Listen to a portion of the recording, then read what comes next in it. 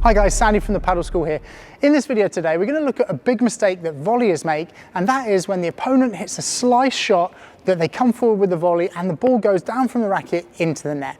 Now this is something that we see a lot, particularly from kind of beginner to intermediate level, and it happens all the time. So in this video, we're going to talk about how you can recognize that your opponent is hitting a slice and then what you should be doing to counteract that. So if you're someone that misses a few volleys in your net when you're playing your matches, that's probably the reason, and this video is for you.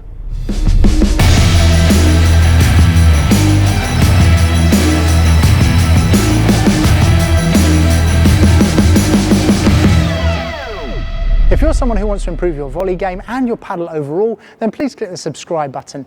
We post a weekly video specifically designed to improve your paddle. Part of the reason this is such a common error is because so many players hit slice from the back of the court. It's something either they've come from tennis, or even if they haven't, they feel like they get a lot of benefit from hitting slice. And if you're hitting your volleys into the net after their slice, then in some ways it's right, and they then continue to do that. The other problem is the technique on the volley. We're going to talk about that later in the video, but because this works so often, players continue to hit slice and you continue to hit balls into the net. So if we look at the rotation that you get from the slice, the opponent hits the slice and that ball is coming in so that it's going with the underspin like this, it's going to hit the racket and then it's going to go down. You can see it's the same reaction that the ball has with the back glass. If you hit slice, it hits the back glass and it also dies. So if you play with your racket just like this, almost representing the wall, it will have the same reaction that the ball will go down off that racket. There's a couple of things that you can do with your technique to counteract this slice. First of all, it's your contact, having the face slightly more open. Yeah, if you think that the ball is bouncing down with the racket face like this, if your racket face is like this, it's going to go up a little bit more, therefore you've got more chance of getting it over the net.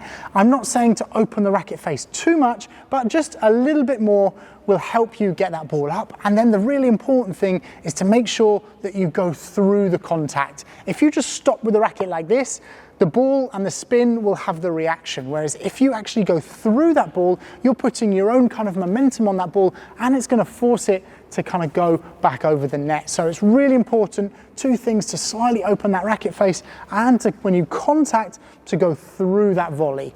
Now, a big common error, and the reason that a lot of players miss this shot, is because often they're contacting too far in front. And you can see here that in my position here, I'm in a good volley position, and this is where I should contact, but the further I reach, you can see that my racket face is forced to close because it's not possible for me to open that racket face if it's too far in front. And that's often what players are doing, is they're reaching in front and the racket face is closing, and that means for sure that it's going to bounce down, particularly if it's got slice on it.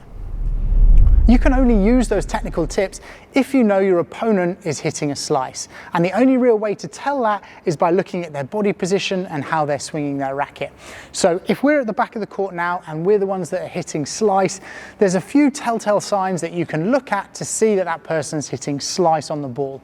First of all, consider that slice is a brushing down of the racket underneath it. It's creating friction on the ball in order to create that rotation. So that's what you're looking for. So any point that the person opens their racket face like this and it looks like they're going to either brush down the back of the ball like this or from more horizontal, you know that if they come underneath the ball, then there's going to be slice on that shot. And I know that might be quite difficult to visualize at the beginning, but if you get used to it and you practice it, you'll notice this in your opponents quite a lot, that they slice down on that ball and therefore creates the slice. The other sign is if you've missed a few volleys into the net, so this happened once or twice, you can then start to expect that that will happen more in the match, and therefore it might be worth making those changes to adapt.